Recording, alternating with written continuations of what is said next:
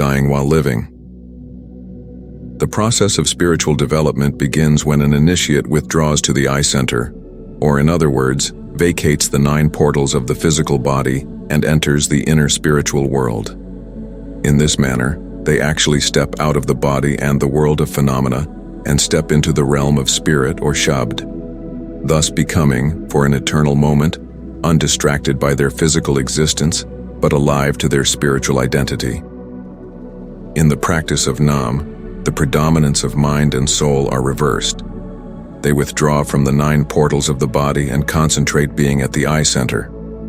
Through this process of concentration, consciousness vacates the body via this gateway. In this state, the body becomes senseless and the attention or consciousness, which functions on the physical level, is withdrawn from the body.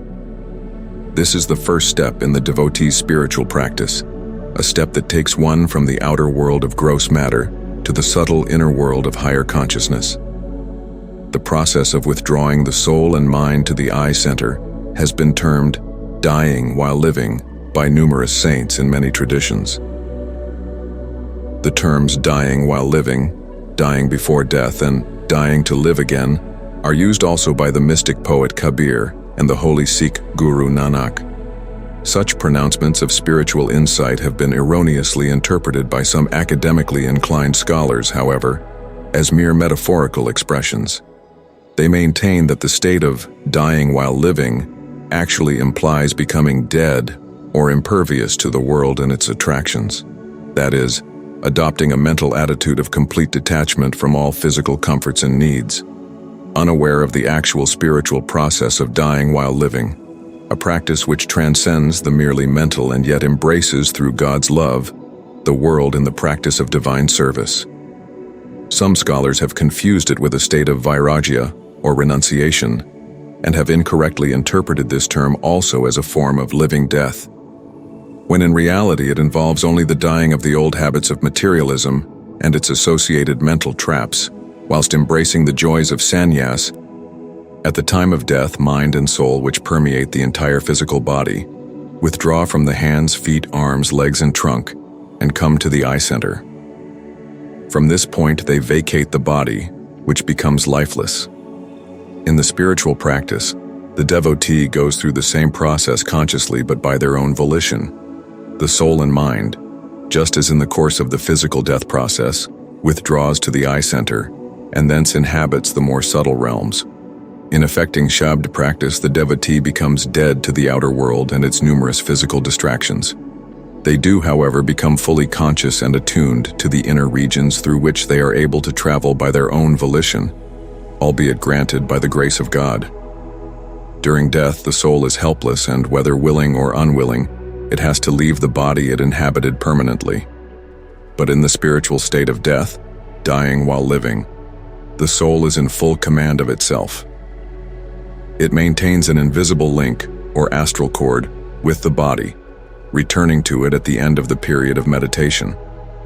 During this temporary withdrawal of consciousness, the physical body becomes numb or senseless, but the functions of heart, lungs, and other physical organs continue involuntarily, although at a greatly reduced rate than before.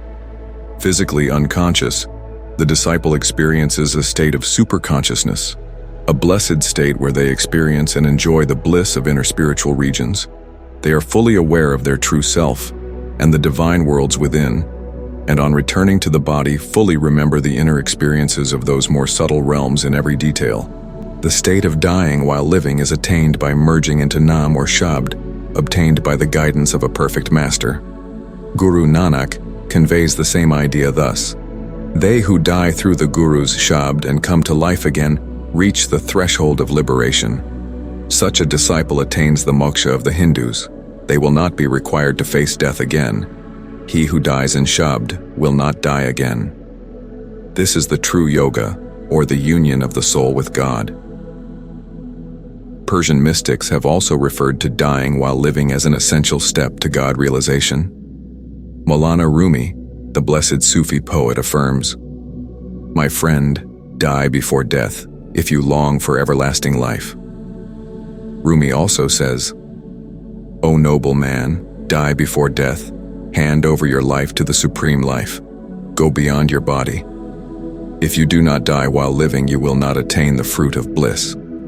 Hafiz 2 says, so long as you do not vacate the body, you cannot enter the lane of spiritual bliss. Whilst Kabir 2 declares, tall is the tree, the fruits are high in the sky.